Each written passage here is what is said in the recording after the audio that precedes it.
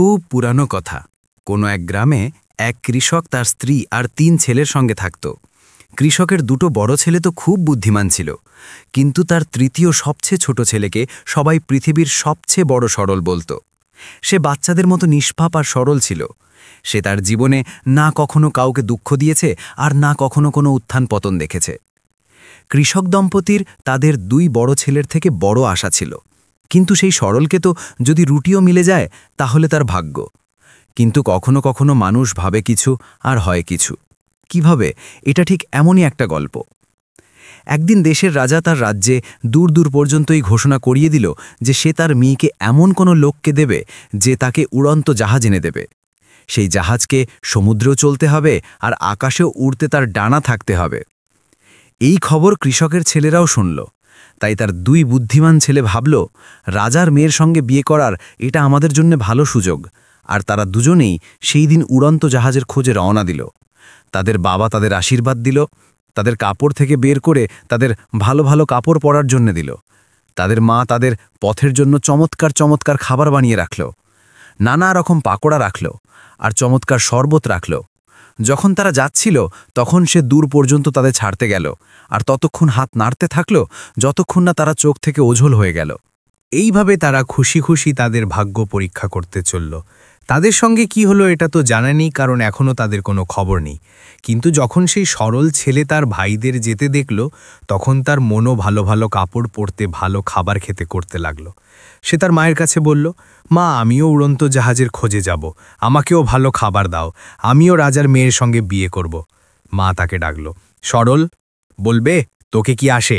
তুই যদি বাড়ি থেকে বাইরে যাস তাহলে ভাল্লুকের জঙ্গলে আটকে যাবি, আর যদি ভাল্লুক থেকে কোনোভাবে বাঁচিসও তাহলে নেকড়ে তোকে খেয়ে ফেলবে। কিন্তু সেই সরলের তো রোট লেগে গেছে, আমি তো যাচ্ছি মা, আমি তো যাচ্ছি। তার মা তার এই রোটে বিরক্ত হয়ে গেল। তাই সে এটাই ঠিক মনে করল যে তাকেও সেই উড়ন্ত জাহাজের খোঁজে পাঠিয়ে দেওয়া যাক, যাতে বাড়িতে শান্তি থাকে। তাই সে তার পথে খাবার জন্য শুকনো কালো রুটির কয়েকটা টুকরো আর পান করার জন্য এক থার্মাসে পানি রেখে দিল।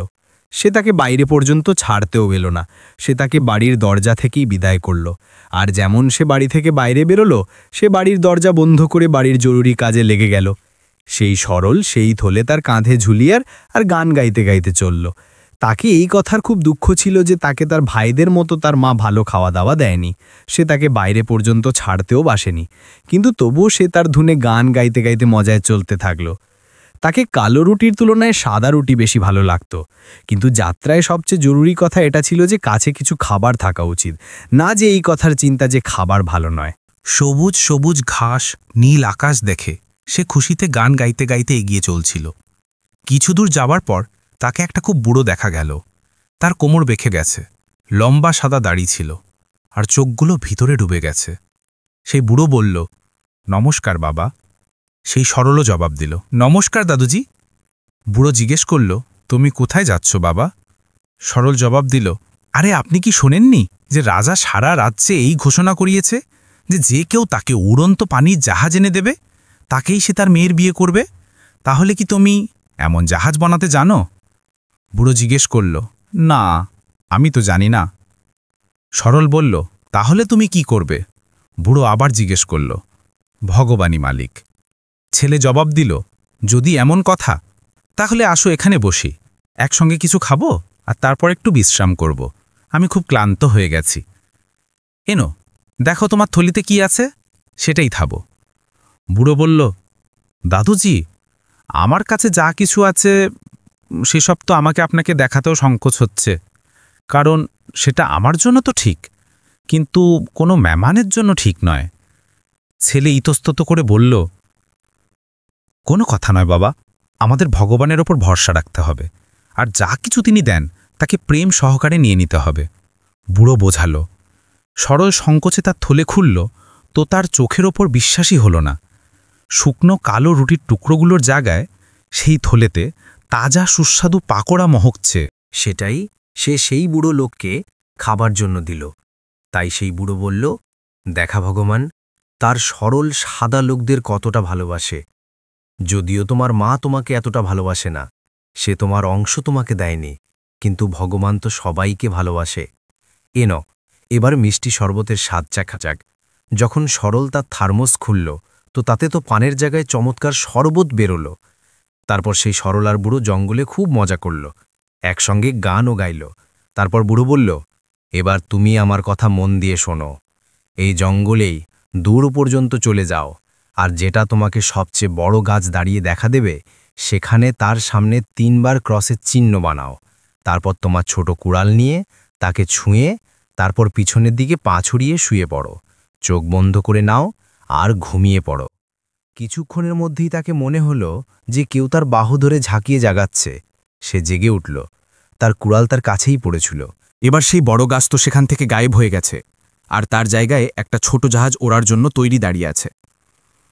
সেই সরল কিছুই না ভেবে চিন্তে করে তৎক্ষণাৎ জাহাজে লাফ দিয়ে বসে পড়ল। তার বসতেই জাহাজ উঠল আর গাছের ওপর দিয়ে উড়ে চলল। এই জাহাজ ঠিক সেইভাবেই আকাশেও উড়ছিল, যেমন পানিতে চলে। উড়তে উড়তে সে দেখল যে এক লোক পানিতে ভেজা মাটিতে কান লাগিয়ে রেখেছে। সেই সরল উপর থেকেই চেঁচিয়ে বলল, নমস্তে ভাই, আপনি এখানে কি করছেন?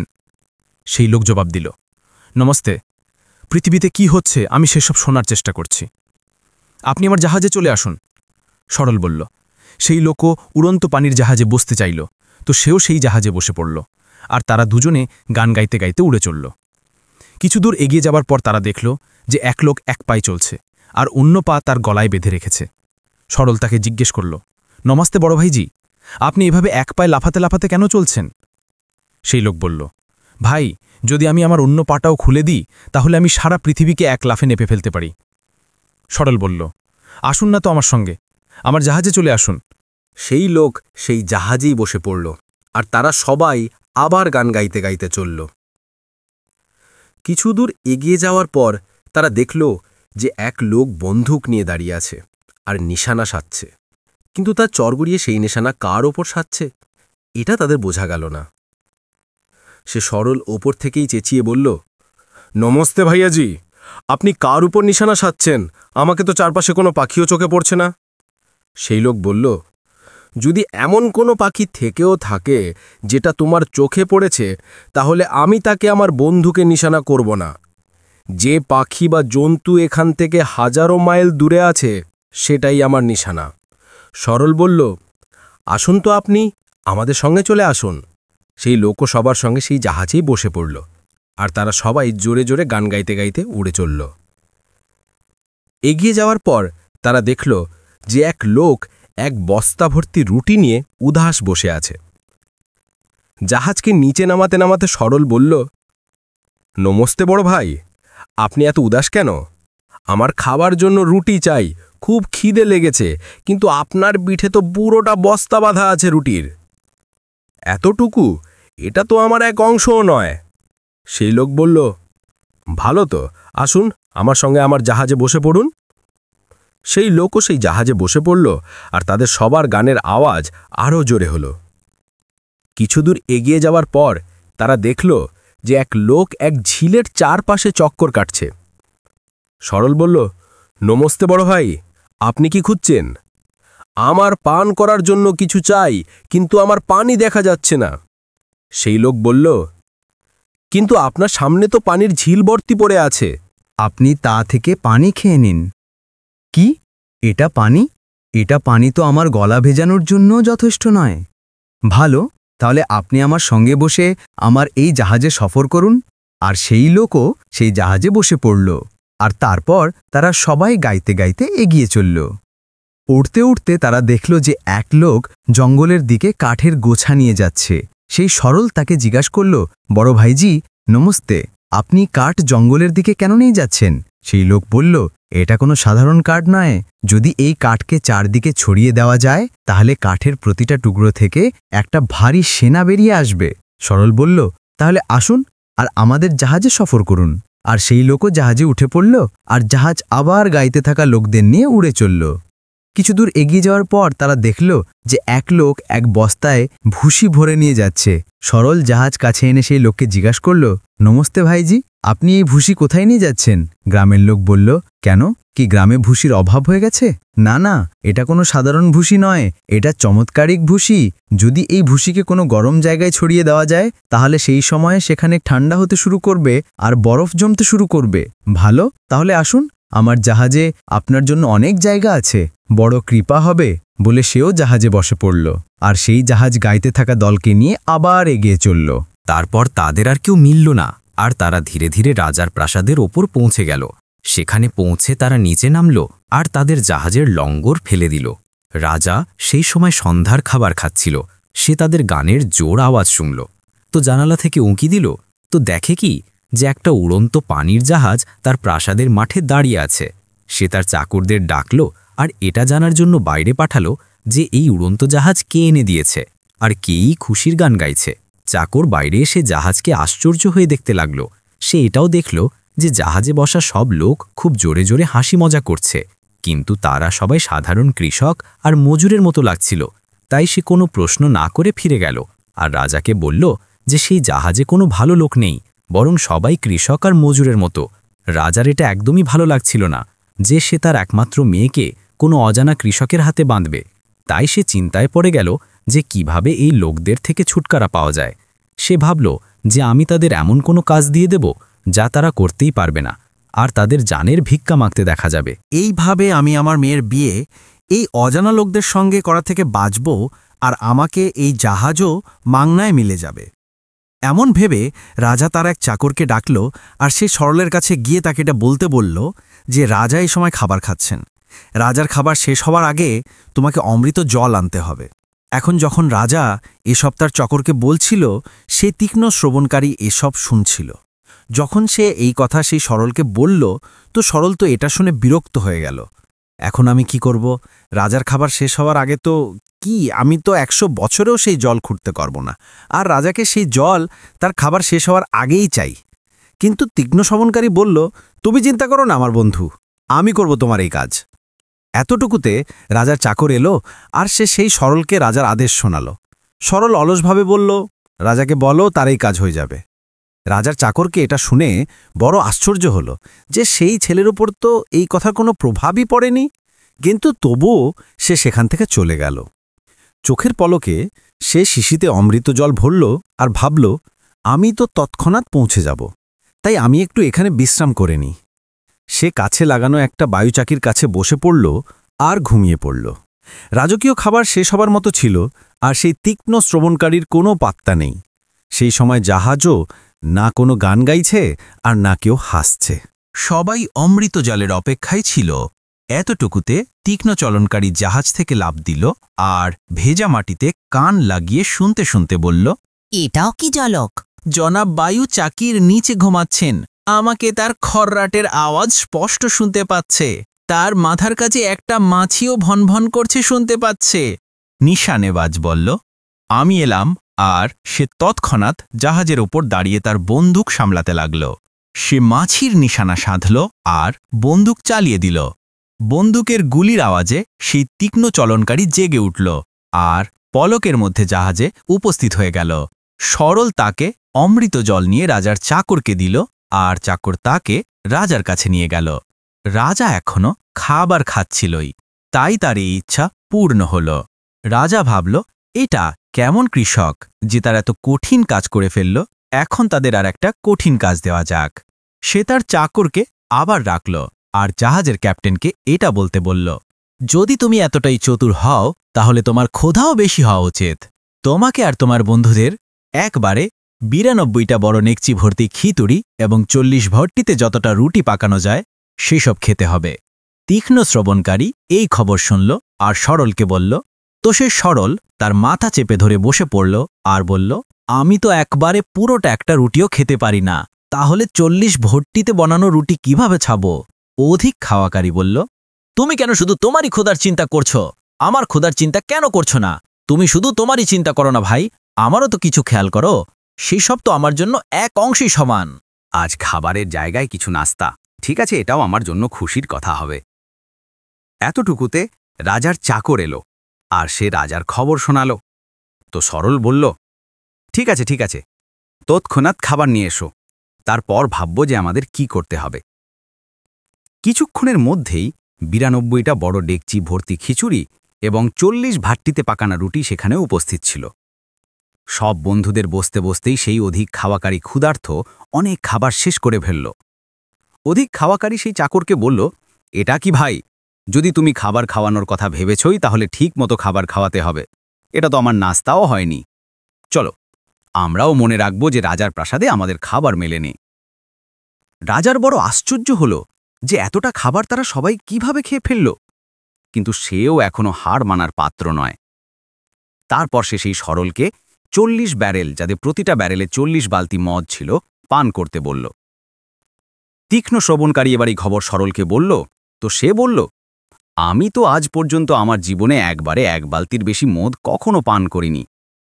তারপরেই 40 ব্যারেল অধিক পানকারী বলল, দুঃখ করো না আমার বন্ধু, এই কাজ তুমি আমার উপর ছেড়ে দাও। আজ আমার একটু মদ পান করার সুযোগ মিলেছে, তাহলে তাকে কেন নষ্ট করব? রাজার চাকররা 40 ব্যারেল এনে রাখল, আর প্রতিটা ব্যারেলে 40 বালতি মদ ছিল। সেই তৃষ্ণার্থ লোক 40 ঘড়ির মধ্যেই সব মদ পান করে ফেলল আর বলল, বাস, এতটুকু মদ! আমি তো এখনো তৃষ্ণার্থ আছি। এসব দেখে রাজা তার চাকরদের বলল, এবার সেই সরলকে বলো যে সে বিয়ের জন্য তৈরি হয়ে যাক। তাকে স্নানঘর দেখিয়ে দাও, যাতে সে তাজা হয়ে উঠতে পারে। কিন্তু সেই ঘরে যে লোহার টব আছে তাকে খুব গরম করে লাল করে দাও, যাতে যেমন সে তাতে পা রাখবে সে মরে যাবে। তীক্ষ্ণ শোভনকারী রাজার এই খবর ঠিক যেমন ছিল তেমনি সেই সরলকে শুনিয়ে দিল। সরলের পায়ের তলা থেকে মাটি সরে গেল, আর সব হাসি মজা বন্ধ হয়ে গেল। ভুসিয়ালা লোক বলল, কি হলো বন্ধু, চিন্তা কেন করছু? আমি কোন দিন কাজে আসব? রাজার চাকররা স্নানের টপকে খুব গরম করল আর ভাবল যে এখন তো এই সরল মরেই যাবে। কিন্তু সেই ভুসিয়ালা লোক সরলের ভিতরে যাওয়ার সঙ্গে সঙ্গে তার কিছু ভুসি সেই টবের ভিতর ছড়িয়ে দিল, আর কয়েক মুহূর্তের মধ্যেই সেই টবের ফুটন্ত পানি বরফের মতো ঠান্ডা হয়ে গেল। তারা ভাটির ওপরই আরামে কাঁপতে কাঁপতে শুয়ে রইল। সকালে চাকররা দরজা খুলল, তো তারা দেখল যে সরলা তার সঙ্গে ভাটিতে শুয়ে গান গাইছে। তারা গিয়ে যখন এটা রাজাকে বলল, তো রাজা খুব রেগে গেল আর মুঠোয় করল, বলল, ওহ, আমি তো এই লোকের থেকে ক্লান্ত হয়ে গেছি। মনে হচ্ছে আমি তাকে জিততে পারবো না। শেষ ম্যাচে আমাকে আমার মেয়েকে তাকেই দিতে হবে। কিন্তু তাকে কি বলো যে যদি সে আমার মেয়ের সঙ্গে বিয়ে করতেই চায়, তাহলে তাকে অন্তত আমার মেয়ের রক্ষার উপায় অর্থাৎ সেনা তো রাখতেই হবে না। তীক্ষ্ণ শ্রবণকারী রাজার এই কথা সেই সরলকে বলল।